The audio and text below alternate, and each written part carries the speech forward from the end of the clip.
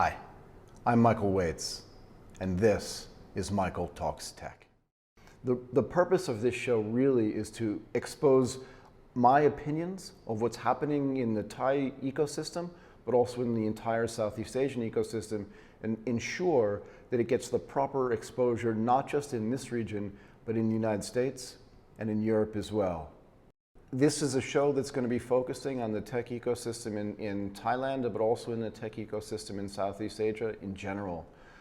We want to make sure that all of the great work and the great development and all of the great companies in this region are getting the exposure that they deserve, not just here, but in the entire world, in particular in the United States and in Europe. And we don't think that there's enough coverage of this ecosystem yet, and we want to make sure that we promote the companies that deserve to be promoted properly, but not just the companies themselves. We want to show that there are individual entrepreneurs here solving real-world problems that only exist in Southeast Asia due to its lack of proper infrastructure. But also, there are some companies out here that are copying business models that have already been proven in Europe and in the United States. And we want to show that those businesses are getting developed here, but with a Southeast Asian twist. So we'll really do two things, I think. The first is we'll get a little bit of an opinion on what's been happening in the ecosystem recently from me, and then we'll always have a guest, preferably an entrepreneur or a venture capitalist, who will sit with us and talk about her experience or his experience in building or investing in companies in this region. And I want to make this point, actually. You could take an entrepreneur here and send them to Silicon Valley and have their company get built there instead. The only problem with that is, one is that if you build it out of region, you may lose the nuances of what it's like to live in Southeast Asia. Again, another reason why it's amazing to be in Bangkok to do this, because you encounter very different experiences and very different issues living in Bangkok proper than you would just thinking about the logistical problems from far away. But also, because everything here is greenfields, the opportunity to develop new companies and new types of technology is so large that really the problem is, on what do I focus? Because there are so many expanding opportunities. There's so many places to create what I like to call horizontal marketplaces to be able to plug vertical businesses into them. So why do we want to promote what's going on in this region from a technology perspective? Well, there's a massive population of over 630 million people living here, and they're all getting wealthy very quickly, which means that things like e-commerce, online video, all the things that have been exploding in the rest of the world are beginning to happen here, and most of them are actually happening on mobile first. And why do we want to build things in Thailand first, as opposed to building them in other places like Jakarta or Vietnam or the Philippines or Singapore or Malaysia? There are multiple reasons for this. The first of which is that building companies in Thailand is relatively difficult. It means that if you can succeed here, and the learnings that you get from building a company here can be easily transferred to other countries in the region, and that might not be the case if you build a company in the Philippines first and then try to transfer it back to Bangkok and to the other large cities in Thailand. So it's very important to understand that we're in Thailand for a reason, and that's the first reason.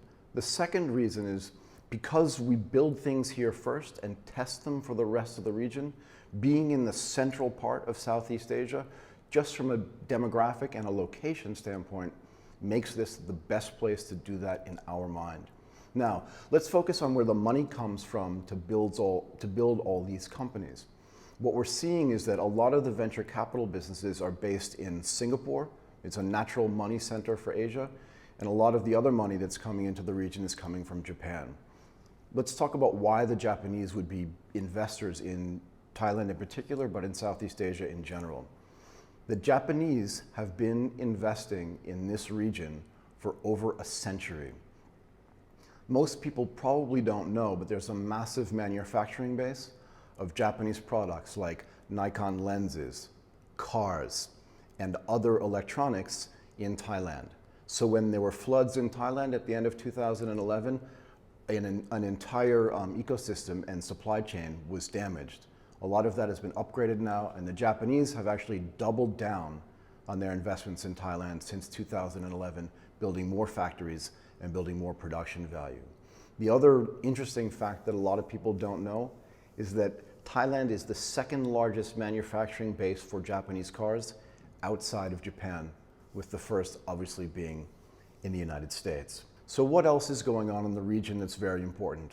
Well, AEC, the Asian Economic Community, is going to be a paradigm change for what happens in this region, both from a flow of goods perspective, which is going to happen more freely among the countries in Southeast Asia. That process has already started.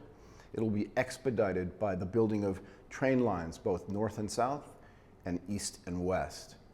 And we know from our experiences building other train lines in other parts of the world, whether it's in the United States or in Europe, in Japan, that economies along those train lines tend to explode. Because wherever there are logistic lines, there's fiber drawn, there are cell towers built, and all of the communities around those logistic places tend to grow very quickly.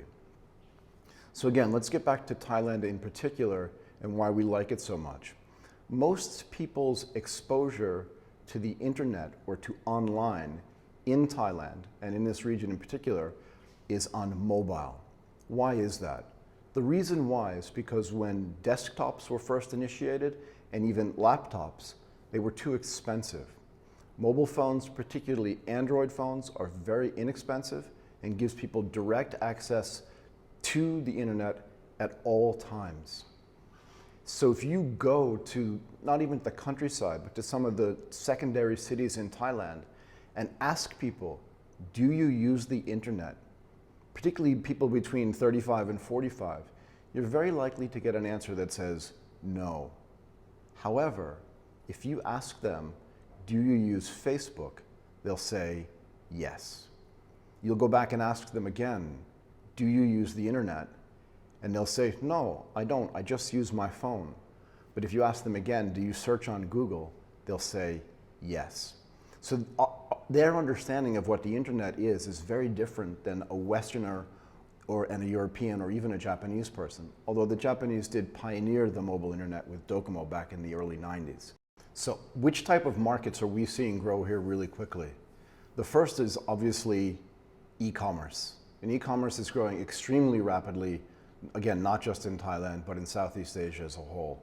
If you look at some of the largest companies here, whether it is the Moxie business, which used to be called What's New, the Where You Want business, which has recently just had a Series B funding after having a Series A funding less than a year ago. And the funding for that particular company actually has come from very large Japanese corporates, which is going to help the Japanese bring more of their product into Thailand and then into the rest of Southeast Asia. But the commitment in the region to e-commerce is so huge that one of the largest Indonesian corporations has recently announced that they were going to spend $500 million, $500 million, to build something called Matahari Mall. This is extremely significant because it outpaces all of the funding that's been done for other companies in this region, particularly from an e-commerce perspective. And what we've seen, and we feel in a way like we can actually see the future here because we've seen this play out in other parts of the world. So to the extent that Amazon has been around for over 20 years in the United States, and they're really the dominant e-commerce player in the United States, we believe very strongly that you're going to see this market consolidate as well in a very similar way. So when diapers.com became very famous and big, Amazon bought it. When Zappos became big, Amazon bought it. And the likelihood that that type of activity is going to happen here, we believe very strongly that that is the case. And that's part of the reason why when we build a business in Thailand, we try to consider how those businesses can either be combined or rolled up with other businesses in the region, particularly in Indonesia. Why Indonesia? Indonesia has 270 million people living it. So the majority of the population in this region lives there. And we should actually talk a little bit about some of the other countries too, and why they're different, but also why considering them together as a unit is really important. Vietnam has over 90 million people in it. It's one of the best tech centers in the region for development, but also for design, right? Indonesia, we already said, is the largest here and one of the fastest growing for e-commerce, and also difficult with similar traffic problems and logistics problems that exist in Thailand, which is again why we believe very strongly that building a business in Bangkok and then blowing that out to the rest of the region is the right way to do it, because you learn so much here, and it's just hard enough to learn, but just easy enough to get something done. We very strongly believe that if you can succeed in this market, you can succeed in all markets in this region. Let's talk about the Philippines for a second. The Philippines is probably in its greatest moment in its history, or at least in its recent history. It's a country of almost 100 million people. It's the 5th largest English-speaking country in the world, which most people don't know. They're very well banked, which means that credit card penetration is high, and they're seeing their tech ecosystem explode as well. We think the combination of those 5 or 6 countries is going to create one of the largest markets in the world for e-commerce. Let's just talk a little bit about Malaysia for a moment as well. The wealthiest country in the region from a GDP per capita perspective outside of Singapore. And what we're starting to see in Malaysia as well is the initiation of programs sponsored by the Malaysian government to help build and increase the potency of the tech ecosystem in that country as well. In particularly something called Magic, run by somebody named Cheryl Yeo. Cheryl's a pretty incredible person in her own right, who started a company in the United States and ended up selling it to Walmart's online business. So she's quite successful. She's come back to Malaysia to run that program. And so far it's been a very successful rollout. They will run probably the largest government-sponsored incubator program in the region. I believe in this particular class there are over 70 companies. Pretty incredible. And finally, Singapore. So Singapore is easily not just one of the wealthiest countries in this region, but obviously one of the wealthiest countries in the world. And what that means is that there are a lot of government programs there as well, including the NRF, so the National Research Foundation, and the MDA as well, that help finance startups. So startups that begin in Singapore and that focus on Singapore, in a way have a certain financial edge, but in a way also have less of an edge, because it means that a lot of companies that maybe should not be financed do get financed due to the excess amount of capital sloshing around the system that's in Singapore. There have been some very successful companies in Singapore. Redmart is one of them. It was, again, a logistics company that focused on delivering and getting product in the supermarket space. It's been extremely successful there, and they'll probably start to roll out to the rest of the region. Another really important and a watershed company, actually, run by Alexis Burdick-Horowitz, is a company called Luxola. If you read the tech news in Southeast Asia at all, you'll notice that Luxola, which is a beauty company focusing on women, already a regional company, was recently purchased by a subsidiary of LVMH called Sephora. This is a watershed event in this region because it's one of the startups started in Singapore that was recently bought out. And we're really starting to believe that those types of exits are going to be more and more frequent.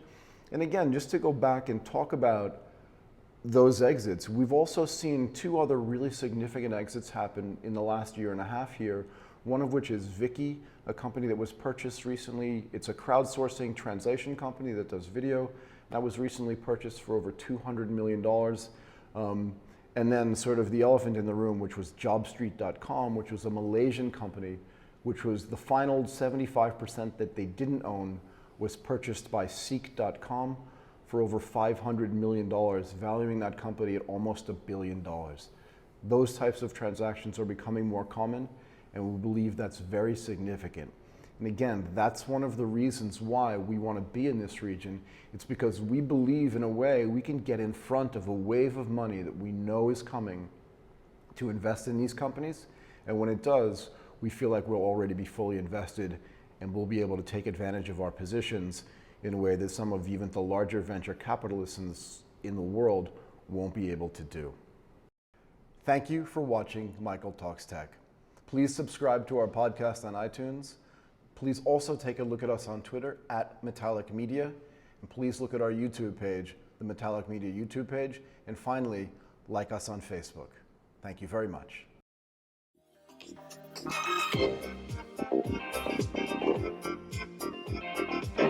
you.